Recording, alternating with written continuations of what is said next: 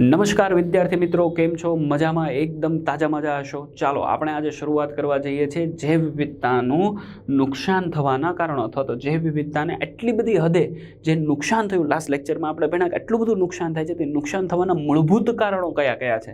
તો ચાલો એના ઉપર આપણે નજર નાખીએ, વાત કરીએ. નીટને અનુલક્ષીને તમને આ ક્વેશ્ચન પૂછાશે, જૈવ વિવિધતાની નુકસાની થવાના કારણો. તો કે જાતિ વિલોપન વધતું જાય. કેટલામું એક્સટિંક્શન ચાલે છે? છઠ્ઠું. કેટલા લોપ થઈ ગયા? 5 લોપ થઈ ગયા. ક્લિયર થાય છે? હા કે છેલ્લા 20 વર્ષમાં કેટલી જાતિ નષ્ટ થઈ ગઈ? તો કે 27 જાતિ નષ્ટ થઈ ગઈ. આંકડાકીય માહિતી તમારે યાદ રાખવી પડશે. ક્લિયર? તો કે જાતિ વિલોપનનો વધતો જતો દર કે જેનો વિશ્વ આજે સામનો કરી રહ્યું છે, મુખ્યત્વે જે વિશ્વ આજે આખો એનો સામનો કર્યો છે, મુખ્યત્વે માનવ પ્રવૃત્તિ. મેં તમને કીધું એ પ્રમાણે માનવ વચ્ચે જે બધાની વચ્ચે પડ્યો છે, એના કારણે થાય છે. અને એના મુખ્ય 4 કારણો છે, રાઈટ? જેના માટે આપણી ચોપડીમાં શબ્દ આપ્યો છે નીટ માટે ઇમ્પોર્ટન્ટ, યાદ રાખવાનો, ધ એવિલ ક્વાડ્રેટ, રાઈટ? અને એને ઇંગ્લિશમાં કીધું છે ધ એવિલ ક્વાડ્રેટ. એવિલ એટલે રાક્ષસ, ક્વાડ્રેટ એટલે એના 4 મુખ્ય કારણો. ક્વાડ્રેટનો મતલબ થાય 4. શું કહેવાય એને? એવિલ ક્વાડ્રેટ એટલે કે એના 4 મુખ્ય કારણો. ચાલો, ક્લિયર? એની તરીકે વર્ણવાય છે. પહેલો અને સૌથી ઇમ્પોર્ટન્ટ જો કોઈ હોય તો એ છે વસવાટી નાબૂદી, એટલે કે વસવાટનું નુકસાન અને અવખંડન. બીજો પોઈન્ટ છે અતિશોષણ. ત્રીજો પોઈન્ટ છે વિદેશી જાતિઓનું અતિક્રમણ. અને ચોથો પોઈન્ટ છે સહવિલોપન કે સહલુપ્તતા. મારી વાત ખૂબ ધ્યાનથી તમારે બધાએ સમજવાની છે. નીટની અંદર ક્વેશ્ચન તમને પૂછે ને તમને આવડવો જોઈએ. નીટમાં 4 પોઈન્ટ ABCD તરીકે આપી દીધું અને કીધું હોય કે વસવાટ નાબૂદીના જે મુખ્ય કારણો છે નીચેનામાંથી કયું નથી, અથવા તો નીચેનામાંથી કયું સાચું કારણ છે, અથવા તો નીચેનામાંથી કયા કારણો એ વસવાટ નાબૂદી માટેના મુખ્ય કારણો છે, ઓળખો, અલગ તારો. તો તમને આ 4 આવડવા જોઈએ. સૌથી ઇમ્પોર્ટન્ટ વસવાટની નાબૂદી આપણે ભણીશું આગળ. વસવાટ નાબૂદી અને અવખંડન. બીજું છે અતિશોષણ. ત્રીજું છે વિદેશી જાતિઓનું અતિક્રમણ. અને ચોથું છે સહવિલોપન કે સહલુપ્તતા. આ 4 ને ડિટેલમાં ભણવાના છે. તમને આવડે? બોલો હા કે ના? હા કે ના? હા કે ના? Okay, very good. આગળ વધીએ છીએ આપણે. ફટાફટ વાત કરવી છે વસવાટી નુકસાન અને અવખંડનની. કોની વાત કરવી છે? તો કે વસવાટી નુકસાન અને અવખંડનની આપણે વાત કરવી છે. ચાલો, કેવી રીતે? તો કે પ્રાણી અને વનસ્પતિના વિલોપન માટેનું સૌથી મુખ્ય કારણ, રાઈટ, ઉષ્ણકટિબંધના વર્ષાવનમાં થતી વસવાટ નાબૂદી. એક સમયે 14% હતી, જે હાલની અંદર કેટલી છે? 6%. માત્ર ને માત્ર. શું કામ? કેમ કે ઉષ્ણકટિબંધના જે વર્ષાવનો હતા એને પણ માનવીય પ્રવૃત્તિ, ઉદાહરણ તરીકે ખેતી કરવા માટે જંગલોને આપણે નષ્ટ કરતા ગયા, અને એના કારણે જૈવ વિવિધતા જે તે સમયે 14% હતી, આજના સમયે માત્ર 6% આપણી પાસે બની છે, અથવા તો આપણી પાસે બચી છે. ક્લિયર? ફરીથી, ઉષ્ણકટિબંધીય વર્ષાવનના જંગલો એટલે શું? તો કે જે આ પૃથ્વી હતી, આ વચ્ચે ઇક્વેટર હતું, અહીંયા ટ્રોપિક ઓફ કેન્સર એટલે અહીંયા કર્કવૃત કહેતા હતા, અને અહીંયા ટ્રોપિક ઓફ કેપ્રિકોન એટલે અહીંયા મકરવૃત કહેતા હતા. એમની વચ્ચેનો જે પાર્ટ છે, જેને આપણે કહેતા હતા ઉષ્ણકટિબંધીય પાર્ટ. અને આ જે ઉષ્ણકટિબંધના જે ગજબના સૌથી મોટા વર્ષાવન જંગલો, ઉદાહરણ તરીકે એમેઝોનનું જંગલ, પૃથ્વી પરના ફેફસા કહેવાય. બોલો હા કે ના? તો આ બધા જંગલો છે એકદમથી ભરચક હતા, જેના કારણે આખા પૃથ્વી પર જે એની જે વિવિધતાનું ચક્ર છે એ બધું જ વ્યવસ્થિત રીતે ચાલતું, પણ ક્યાંક ને ક્યાંક માનવીય પ્રવૃત્તિને કારણે એ ખતમ કરવા માંડ્યા. કેમ? કેમ કે આપણે જૈવ વિવિધતા, કુદરતી નિવાસસ્થાનને નષ્ટ કરવા માંડ્યા. મારી વાત તમને ખ્યાલ હોય ને? આટલા બધા કુદરતી નિવાસસ્થાનો નષ્ટ થશે તો આટલી બધી જૈવ વિવિધતા, એમાં રહેતા પ્રાણીઓ, એમાં રહેતી વનસ્પતિઓ, એ ક્યાં જશે બોસ? અને એના કારણે એ નષ્ટ થાય છે. સૌથી મોટું ઇમ્પોર્ટન્ટ મુખ્ય કારણ આ છે. પ્રાણી અને વનસ્પતિનું વિલોપન, નષ્ટ, લુપ્ત થવાનું મુખ્ય કારણ છે વસવાટની નાબૂદી, રાઈટ? અને એક સાથે જે સમયે 14% હતી, આજે કેટલી વધી છે? માત્ર 6% વધી છે. 100 થી વધુ હેક્ટર, રોજના હેક્ટર્સમાં આપણું ચેપ્ટર પૂરું થશે. 100 થી વધુ હેક્ટર કે હેક્ટર્સ જે છે એની અંદર જે વિવિધતા નષ્ટ થાય, આપણે આપણું ચેપ્ટર પૂરું કરશું ને બોસ, ત્યાં સુધીમાં 100 કરતાં વધારે હેક્ટરમાંથી કે ટ્રેક્ટર ચાલી ગયું છે, પેલો બુલડોઝર ચાલી ગયું છે, જે વિવિધતાનું નષ્ટ કરી નાખ્યું છે. મારી વાત તમને સમજાય છે? આ ચર્ચા એટલી બધી ગંભીર છે. ક્લિયર? નેક્સ્ટ પોઈન્ટ પર જઈએ આપણે, આગળ વધીએ. એમેઝોન વર્ષા જંગલ પૃથ્વી પરના શું કહેવાય છે? ફેફસા. લાખો જાતિઓનું આશ્રય સ્થાન. તમે વિચારો, હવે માત્ર એમેઝોન જંગલને ખતમ કરી નાખો, પૃથ્વીની અંદર બહુ મોટું ડિફરન્સ આવી જાય, બહુ મોટું ચેન્જીસ આવી જશે. કેમ? કેમ કે જૈવ વિવિધતાથી ભરપૂર છે બોસ. ક્લિયર? તો એને પૃથ્વી પરના ફેફસા કીધા છે, લાખો જાતિઓનું આશ્રય સ્થાન છે, તેમ છતાં એમેઝોન જંગલનો જે આ બહારનો ભાગ છે, ઉદાહરણ તરીકે બ્રાઝિલ તરફનું જે એમેઝોન જંગલ છે એ અત્યારે કટ થઈ રહ્યું છે, નષ્ટ થઈ રહ્યું છે. લોકો એને કાપી રહ્યા છે. શું કામ? કોની ખેતી કરવા માટે? સોયાબીનની ખેતી કરવા માટે, રાઈટ? અને ઘાસભૂમિ બનાવી રહ્યા છે. કોના માટે? પશુપાલન માટે. ક્લિયર થાય? તો કે સોયાબીનની ખેતી અને ઘાસચારા માટે ઘાસભૂમિ, જેના કારણે થઈને ત્યાંની જૈવ વિવિધતા, ત્યાંની દુર્લભ વનસ્પતિઓ કેવી થઈ જાય છે? નષ્ટ થઈ જાય છે. એકવાર વસવાટ ગુમાવી દે તો હવે એ પાછું કેવું છે હું તમને સમજાવું.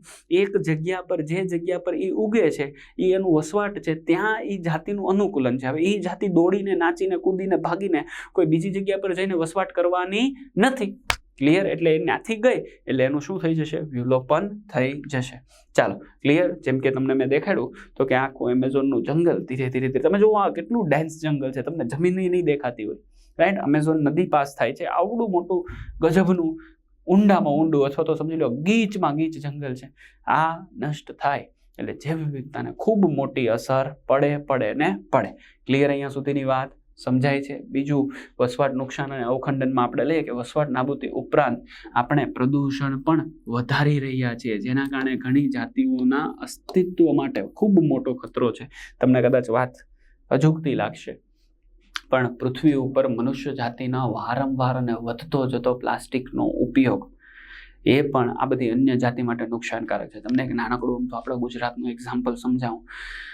તમારું ગામડું, તમારું શહેરની આજુબાજુમાં તમે જોજો રસ્તા ઉપર આપણે ગમે ત્યારે પ્લાસ્ટિક ફેંકી દઈએ છીએ, બોટલ ફેંકી દઈએ છીએ. અને એક બહુ મજાનું ઘરેલું એક ઉદાહરણ સમજાવું છું.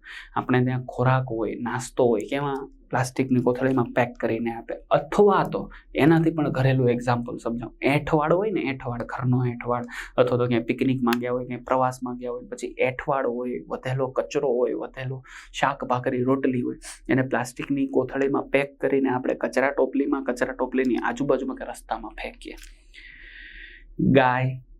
ગાય જેવા અન્ય પ્રાણીઓને એ નથી ખબર કે આને પ્લાસ્ટિક કહેવાય, રાઈટ? એ પ્લાસ્ટિકમાં પડેલો ખોરાકની સાથે સાથે એ પ્લાસ્ટિકની કોથળીને પણ ખાઈ જાય છે, બોસ. બીજી વસ્તુ, અમુક પ્લાસ્ટિકની કોથળીમાંથી આવતી સ્મેલ અથવા તો ખોરાકની સ્મેલ, એના કારણે પ્લાસ્ટિકને ગળી જાય છે. બિલીવ મી, એને પેટની અંદર એટલી બધી એને પાચનમાં તકલીફ થઈ જાય છે, એ તડપે છે, પણ એ બોલી શકતી નથી, કહી શકતી નથી. સમજાય? આજથી બની શકે તો પ્લાસ્ટિકનો ઉપયોગ ટાળવો. બીજી વસ્તુ, અમુક પ્રકારના એવા પ્લાસ્ટિક હોય જેનો તમે રિસાયકલ કરો, વારંવાર ઉપયોગ કરો. કેમ? ક્યાંક ને ક્યાંક નુકસાન થાય છે, રાઈટ? અમુક દરિયાની અંદર અથવા તો અમુક લોકો જે જગ્યા પર ફરવા જાય ત્યાં બધી જ જગ્યા પર પ્લાસ્ટિક વેરીને આવે. દરિયાની અંદર ક્યારેક બોટલો બધી ફેંકેલી હોય.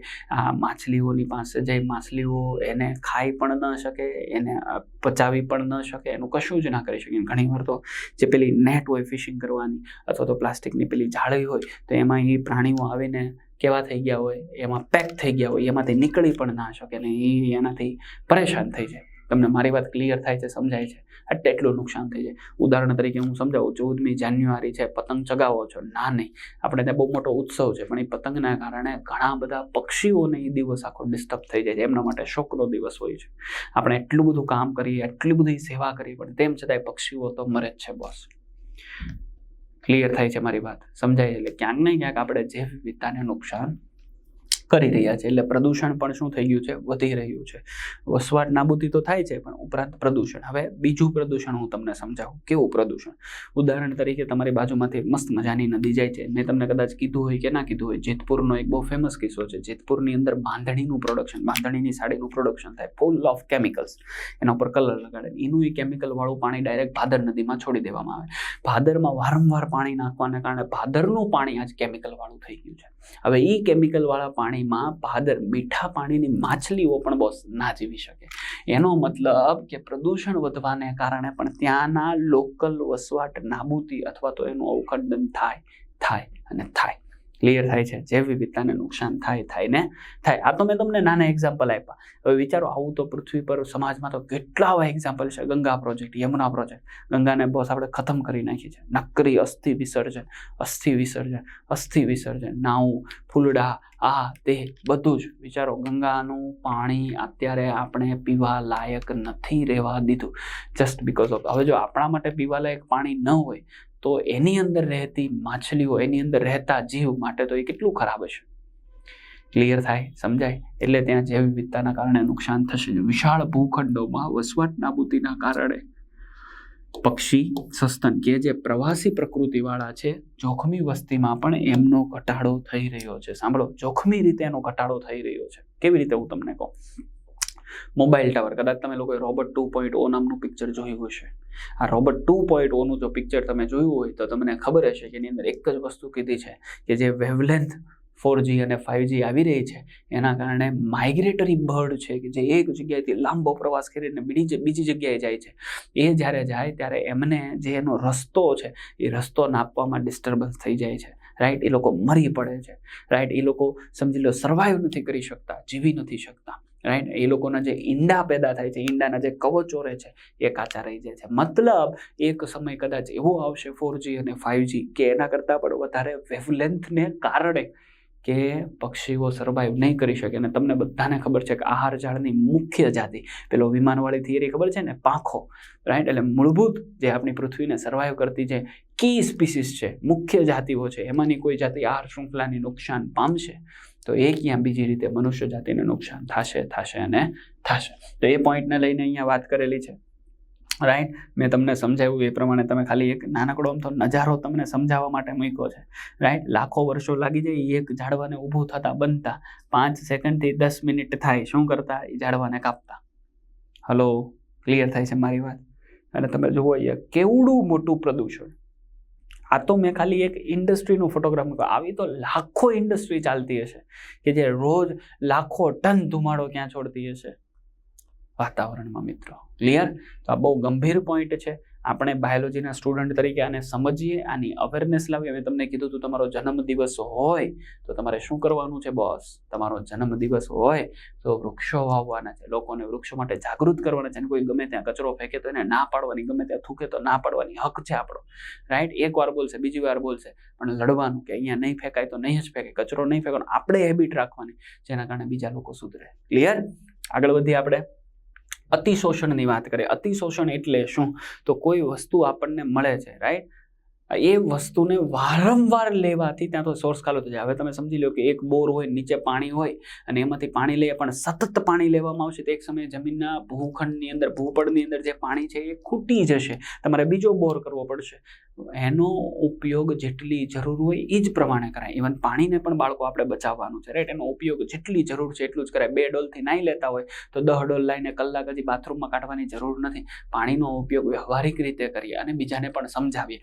એવી જ રીતે જ્યારે કોઈ પ્રાણીમાંથી, વનસ્પતિમાંથી કોઈ પણ વસ્તુ મનુષ્યના સુખાકારી માટે લઈએ છીએ તો લાલચ રાખ્યા વગર એની જેટલી જરૂર છે એટલું જ લેવાય. એનું અતિશોષણ ન કરાય. ઉદાહરણ તરીકે શોખ અને સુશોભન માટે વપરાતા હાથીદાંત, હાથીઓને મારી નાખવામાં આવે છે. કેમ? કેમ કે હાથીદાંત પ્રાપ્ત કરવા માટે બ્લેક માર્કેટમાં હાથીદાંતની ખૂબ મોટી કિંમત હોય છે. મારી વાત ક્લિયર થાય? તમને સમજાય? અતિશોષણ પ્રાણીઓનું ઉદાહરણ તરીકે હું તમને સમજાવું. મનુષ્ય ખોરાક અને આશ્રય માટે અને ખોરાક અને પ્રકૃતિ પર આધાર રાખે છે. જોજો, મનુષ્ય ખોરાક અને આશ્રય માટે પ્રકૃતિ ઉપર આધાર રાખે છે, પરંતુ જ્યારે આ આવશ્યકતા એ લાલચમાં પરિણમે ત્યારે નૈસર્ગિક સ્ત્રોતોનું શું શરૂ થઈ જાય? અતિશોષણ શરૂ થાય, જેનો ભોગ મુખ પ્રાણીઓ કે વનસ્પતિઓ બને છે.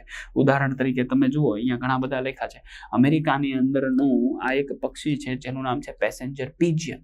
આ પેસેન્જર પિજિયનનો વારંવાર ખોરાક માટે શિકાર થઈ જતો, એટલો બધો શિકાર કર્યો કે એક સમયે આ જાતિ ભાગ્યે જ આવી ગઈ, ભાગ્યે જ જોવા મળતી, લુપ્ત થવાના આરે આવી ગઈ. અને પછી બચાવવી પડી કે ભાઈ હવે આને બંધ કરો, જો આ શિકાર ઉપર પ્રતિબંધ નહીં લાગે તો એક સમયે ખાલી આવી રીતે ફોટોગ્રાફમાં સ્ટડી કરી શકશો, પછી તમને દેખાશે નહીં. રાઈટ? એવી જ રીતે કસ્તુરી મૃગ, સ્ટીલર સી કાવ, અને તમે અહીંયા જે જુઓ છો એ ટર્ટલ એટલે કાચબો. વધારે પડતો કાચબાને દરિયામાંથી લઈ લેવામાં આવે, વધારે પડતો એનો ઉપયોગ કરવામાં આવે, વધારે પડતા એને મારી નાખવામાં આવે, શિકાર કરી નાખવામાં આવે તો ભાઈ એને સર્વાઈવ કરવાનું છે, એને જીવવાનું છે. પરંતુ મેં કીધું એ પ્રમાણે આવશ્યકતા છે તો ઠીક છે, પણ આવશ્યકતા કેમાં રૂપાંતર થઈ ગઈ? લાલચમાં. લાખો રૂપિયા બનાવવા, કરોડો રૂપિયા બનાવવા. મિત્રો, યાદ રાખજો, પૈસા ખાલી આપણું મસ્ત મજાનું ઘર ચાલી જાય ને આપણી પાસે બધા જ સુખ સાધનની સગવડ હોય, ધેટ્સ ઇટ. આનાથી વધારે જરૂર નથી. રાઈટ? એક ગાડી હોય તો પછી કે આપણે દર વખતે બધાને મર્સિડીઝ લેવાની જરૂર નથી બોસ. ખ્યાલ આવે છે? સમજાય છે? 4 પૈડાની ગાડી આપણને એ જ સુખ આપે જે મર્સિડીઝ આપે, કે જે સ્વિફ્ટ આપે, કે જે સુઝુકીની આપે, કે પછી કોઈ અન્ય કંપનીની આપે. રાઈટ? પણ અહીંયા હું તમને એ સમજાવવા માંગુ છું, લક્ઝરિયસ કાર, સામાન્ય કાર, એનું મૂળભૂત કામ તો ટ્રાન્સપોર્ટેશનનું જ છે. ક્લિયર થાય છે? મારી વાત સમજાય છે? એટલે લાલચ રોકવી જરૂરી છે, અધરવાઇઝ જૈવ વિવિધતાનું નુકસાન જે થઈ રહ્યું છે એ તો થશે જ. આગળ વધીએ આપણે કેવી રીતે છે વિદેશી જાતિનું આક્રમણ. બહુ ઇમ્પોર્ટન્ટ અને મજાનો પોઈન્ટ, રાઈટ. જો જ્યારે વિદેશી જાતિઓ જાણતા કે અજાણતા, જાણી જોઈને, ઈરાદાપૂર્વક કે કોઈ આશયથી જ્યારે કોઈ પ્રદેશમાં દાખલ કરવામાં આવે ત્યારે તેમાંથી કેટલીક જાતિઓ આક્રમક થઈ સ્થાનિક જાતિઓમાં ઘટાડો કરે કે તેમના વિલોપનનું મુખ્ય કારણ બની જાય છે. ઉદાહરણ તરીકે નાઇલ પર્સ જે છે એ મીઠા જળની માછલી છે. પૂર્વ આફ્રિકાના વિક્ટોરિયાના સરોવરમાં એટલે વિક્ટોરિયા લેકમાં, તળાવમાં દાખલ કરવામાં આવે અને તેના પરિણામ સ્વરૂપ એ સરોવરની અંદર રહેલી પરિસ્થિતિકી રીતે અજોડ, રાઈટ, સિચલિડ કરીને માછલીઓ જેની 200થી વધારે જાતિઓનો સમૂહ છે એક સાથે વિલુપ્ત થયો. કેમ કે નાની માછલીને કોણ ખાઈ જાય? તો કે ભાઈ આ મોટી માછલી ખાઈ જાય. બંને મેં તમને દેખાડી છે. ધેર ઇઝ ધ સિચિલ્ડ, રાઈટ. સિરાબિટ્સ પણ બોલે છે સિચિલ્ડ. અલગ અલગ કલરની એટલી બધી મજાની માછલીઓ હોય. તમને જે પાછળ દેખાય છે વિક્ટોરિયા લેક અને તમને હાથમાં દેખાય છે નાઇલ પર્સ. નાઇલ પર્સ વિદેશી જાતિ, એને વિક્ટોરિયા લેકમાં દાખલ કરી. વિક્ટોરિયા લેકમાં દાખલ થવાના કારણે ભાઈએ ખાવાની શરૂઆત કરી અને આ 200થી વધારે જાતિઓનો જે બેજોડ સિચલિડ અથવા તો કહેવાય કે સિચલિડ માછલીઓનો જે સમૂહ હતો વિલુપ્ત કરી નાખ્યો, ખતમ કરી નાખ્યો. મારી વાત ક્લિયર થાય છે? હા કે ના? ઉદાહરણ તરીકે ધોરણ 12ની અંદર ચેપ્ટર નંબર 1માં તમારે એક નીંદણની વાત ભણવાની આવે કે ભાઈ ઘઉંને જ્યારે ભારતમાં આયાત કરવામાં આવ્યા તો ભારતની અંદર ઘઉંને આયાત કરવાની સાથે સાથે કોણ આવી ગયું? પાર્થેનિયમ, રાઈટ, ગાજર ઘાસ, કે જેના પરાગરજની શું થાય છે? એલર્જી થાય છે. આનાથી એક બીજું એક્ઝામ્પલ સમજો. માત્ર પુષ્પીય ભાગોને જોઈને, એના પુષ્પને જોઈને આપણે ભારતની અંદર કોની એન્ટ્રી કરાવી બોસ? જળકુંભી, ટેરર ઓફ બેંગાલ, રાઈટ, વિદેશી જાતિનું આક્રમણ. જેના કારણે થઈને શું થયું? આખા આપણી નદીઓ ઉપર છવાઈ ગઈ, રાઈટ. એક તો ટ્રાન્સપિરેશન થઈ જાય, પાણીનું ઇવોપરેશન થઈ જાય. બીજી વસ્તુ આપણા પાણીની અંદર જે રહેતી જે જલજ વનસ્પતિ અથવા તો જે પ્રાણીઓ છે એટલે કે માછલીઓ છે એમને બીઓડી ઘટવા મળે. શું કામ? જળકુંભીના લીધે. અને બીઓડી ઘટી જશે તો ત્યાં કોણ નહીં રહે? સજીવ સૃષ્ટિ નહીં વસી શકે. મારી વાત ક્લિયર થાય? સમજાય છે? 100%. હા કે ના? તો આ મૂળભૂત કારણ છે. વિદેશી જાતિઓના આક્રમણને કારણે ત્યાં રહેતી સ્થાનિક જાતિઓને એની સાથે કોમ્પિટિશન કરવી પડે. જો જીતી ગઈ તો ઠીક છે, નહીં જીતે તો લુપ્તતાના આરે આવશે. આવું એક બીજું એક્ઝામ્પલ પણ તમારે યાદ રાખવાનું છે. ગાજર ઘાસ મેં તમને સમજાવ્યું, ગાંધારી અને જળકુંભી, વોટર હાયન્થિસ, આર્કોનિયા અથવા તો એનું બીજું નામ છે ટેરર ઓફ બેંગાલ અથવા તો એને કહેવાય આક્રમક નિંદણ. જેના કારણે થઈને ત્યાં અન્ય જાતિઓને રહેવા માટે, એના અસ્તિત્વ માટેનો સવાલ ઊભો થાય છે. કેમ કે એ પોતે જ એટલી વિકસી જશે કે બીજાનો વિકાસ થવા દેશે નહીં. જળકુંભી માત્ર તેના પુષ્પના આકર્ષણને કારણે ભારતમાં લાવવામાં આવી. એટલે તમને અહીંયાથી સમજાવું છું, બહુ ધ્યાનથી સમજજો. ખાલી આકર્ષણમાં રહેતા નહીં. સમજ રહ્યો? ખાલી આકર્ષણ કામનું નથી, રાઈટ. આવા લાવવામાં આવી ભારતમાં અને આજે દૂર કરવી એ ગંભીર સમસ્યા છે. કદાચ તમને નહીં ખબર હોય, તમારામાંથી કોઈ લોકો જો સુરત આવતા હોય તો સુરતની અંદર એક તાપી નદી છે. તાપી નદીની અંદર એટલા બધા પ્રદૂષણને કારણે થઈને જળકુંભી ઘૂસી ગઈ છે. તમે એક પુલથી બીજા પુલ જાઓ, તાપી નદીને તમે જુઓ એટલે તમને એને બરાબરની ચાદર દેખાય. સ્થગિત પાણી હોય ને એમાં જળકુંભીનો બહુ જલ્દીથી વિસ્તાર થાય. કેમ કે ભૂસ્તારિકાનો એક્ઝામ્પલ છે. આ પણ પોઈન્ટ પૂછાય છે નીટમાં, યાદ રાખજો. આગળ વધીએ છીએ. તમને અહીંયા આજે તમને દેખાય છે ને, આ કોણ છે? જળકુંભી છે અને આ એના પુષ્પ છે. જોઈ લો, આ એની પુષ્પની સૌંદર્યતાના કારણે લાવવામાં આવેલ ગાંધારી, રાઈટ. તમને અહીંયા દેખાય લેન્ટાના છે. આગળ વધીએ છીએ આપણે, રાઈટ. તાજેતરમાં જળચર સજીવોના ઉછેર હેતુ કેલિપિસ ગેરીપિનસ નામની આફ્રિકન કેટફિશને ગેરકાયદે રીતે આપણે નદીમાં લાવવામાં આવી. જળચર ઉછેર એટલે કે આનો ઉછેર કરવા માટે, રાઈટ, અથવા તો સમજી લો કે એક નાનકડા અમથા બિઝનેસના હેતુ એને આપણે લઈ આવ્યા. હવે એ લાવવાને કારણે ત્યાંની જે સ્થાનિક કેટફિશ છે એની ઉપર જોખમ, કેમ કે બે જાતિ વચ્ચે લડાઈ ચાલુ થઈ ગઈ. તમે અહીંયા જે જુઓ છો આ સ્થાનિક કેટફિશ છે, રાઈટ. કેટફિશ શું કામ? કેમ કે એનું જે મોનોભાગ છે ને ત્યાં તમે જુઓ પેલા નીકળેલા છે કે પેલા મૂછોના વાળ કેમ હોય એવી રીતે નીકળેલા છે. એના ઉપર તેનું નામ પડ્યું છે કેટફિશ. તો આ કેટફિશને ઇન્ટ્રોડ્યુસને કારણે ત્યાંની જે સ્થાનિક કેટફિશ છે એને શું થવા લાગ્યું? નુકસાન. કેમ કે બંને વચ્ચે શું થાય? જાતિઓ વચ્ચે હરીફાય. એના કારણે જાતિ વિલોપન અથવા તો એનું નુકસાન એનું કારણ બને. નેક્સ્ટ, સહવિલોપન અથવા તો સહલુપ્તતા. બહુ ઇમ્પોર્ટન્ટ સવાલ. સહલુપ્તતા એટલે શું? જંગલોનો જો નાશ થાય તો જંગલોના નાશની સાથે પક્ષીઓના માળાનો પણ નાશ થાય, પક્ષીઓના ખોરાકનો નાશ થાય, નીચે નીચે રહેલા દરનો નાશ થાય. એક જંગલ એક આખા નિવસન તંત્રની સ્વરૂપે વર્ણવી શકાય, પણ એક જંગલ જાય એટલે એની ઉપર નભતા પશુ, એની ઉપર નભતા પ્રાણી, એની ઉપર નભતા પક્ષીઓ એ પણ સાથે સાથે નીકળી ગયા. ક્લિયર થાય છે? એટલે એક જંગલનો નાશ થયો એટલે ખાલી લાકડાનો વનસ્પતિનો નાશ નથી થયો, ત્યાં રહેતી તમામ પ્રકારની વનસ્પતિ, તમામ પ્રકારના બેક્ટેરિયા, તમામ પ્રકારના પ્રાણીઓ કે જે જંગલ અને જંગલની પેદાશ ઉપર હતા એ બધાનો નાશ થયો. આ વાત સમજાવે છે જ્યારે એક જાતિ લુપ્ત થઈ જાય ત્યારે તેની સાથે સંકળાયેલા પ્રાણીઓ અને વનસ્પતિની જાતિ પણ શું થઈ જાય છે? લુપ્ત થઈ જાય છે. જ્યારે યજમાન માછલીની જાતિ લુપ્ત થાય ત્યારે એના ઉપર પરોપજીવીનું વિશિષ્ટ જૂથ પણ કેવું થઈ જાય? લુપ્ત થઈ જાય. ઉદાહરણ તરીકે વનસ્પતિનું બેસ્ટ એક્ઝામ્પલ લખ્યું છે, હું તમને આનું એક એક્ઝામ્પલ સમજાવું. વનસ્પતિની અંદર એક અજોડ ઘટના થાય જેને આપણે બોલીએ છીએ પરાગનયનની ઘટના. કઈ ઘટના કહીએ? પરાગનયન. એટલે સમજી લો કે અહીંયા વનસ્પતિ છે, એનું પુષ્પ છે, એમાંથી પરાગરજ આવે, પરાગનયનની ઘટના થાય અને અન્ય પુષ્પ પર જાય. હવે આ પરાગનયનની ઘટના કરવા માટે ઘણા બધા કુદરતી વાહકો હોય. ઉદાહરણ તરીકે પવન, ઉદાહરણ તરીકે પક્ષી. હવે જો અહીંયા પક્ષી જ નહીં હોય, રાઈટ, અથવા તો કોઈ સ્પેસિફિક પક્ષી કે જેના દ્વારા જ પરાગનયન થાય છે, એ પક્ષીની જ ગેરહાજરી હશે તો પરાગનયન જ નહીં થઈ શકે. એ કીટક, ઉદાહરણ તરીકે હું તમને સમજાવું, મધમાખી. તો મધમાખી સૌથી મુખ્ય પરાગવાહક છે. હવે કીટક સ્વરૂપે સમજી લો અહીંયા મધમાખી જ નહીં હોય તો પરાગનયનની ઘટના જ નહીં થાય. પરાગનયનની ઘટના નહીં થાય તો મધમાખી ના હોવાને કારણે થઈને વનસ્પતિ પણ કેવી થઈ જશે? લુપ્ત થઈ જાય, નુકસાન થઈ જાય. ક્લિયર થઈ ગયું?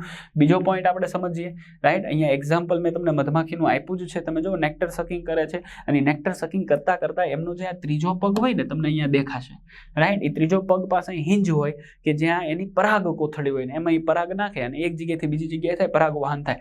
હવે અમુક વનસ્પતિની અંદર આ જે પરાગ વાહકો હોય એ સ્પેસિફિક હોય, એટલે એ જાતિ જો પરાગ વહનનું કામ કરતા એ જાતિ જ નષ્ટ થઈ જાય તો એના ઉપર ડિપેન્ડન્ટ પરાગ વહનની ક્રિયા નહીં થાય, એટલે વનસ્પતિ પણ કેવી થઈ જાય મિત્રો? નષ્ટ થઈ જાય છે. અથવા વાઇસા વર્સા, રાઈટ. પરાગ વહન કરવા માટે અથવા તો વનસ્પતિને જે મધમાખી છે એના ખોરાક માટે ત્યાં વનસ્પતિ જ નહીં હોય તો મધમાખી ખાશે શું? ક્લિયર? મધમાખી નષ્ટ થઈ જશે. તો આને આપણે કહે છે સહવિલોપન, અથવા તો સતું નહીં તો હું નહીં. બસ એ વાત થઈ.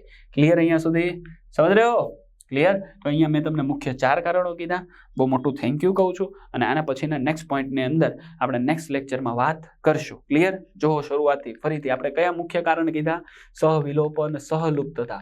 બીજું વિદેશી જાતિનું આક્રમણ. ત્રીજું અતિશોષણ, વસવાટી નુકસાન અને અવખંડન. તમને આ 4 પોઈન્ટ પૂછે, આવડવા જોઈએ. રિપીટ કરાવું છું. વસવાટી નુકસાન અને અવખંડન, બીજું અતિશોષણ, ત્રીજું વિદેશી જાતિઓનું આક્રમણ અથવા તો અતિક્રમણ, અને સહવિલોપન અને સહલુપ્તતા, જૈવ વિવિધતાને નુકસાન થવાના કારણો, જેને આપણે બોલીએ છીએ ઈબિલ ક્વાડ્રેટ, અથવા તો એના 4 મુખ્ય કારણો છે.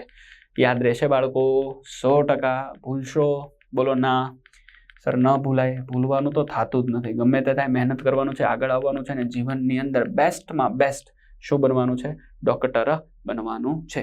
તો આ સાથે આપણે અહીંયા આ લેક્ચરને પૂરો કરીએ. નેક્સ્ટ લેક્ચરમાં આવતીકાલ આપણે મળીશું નવા ટોપિક સાથે. ત્યાં સુધી જય હિન્દ, વંદે માતરમ, જય શ્રી કૃષ્ણ.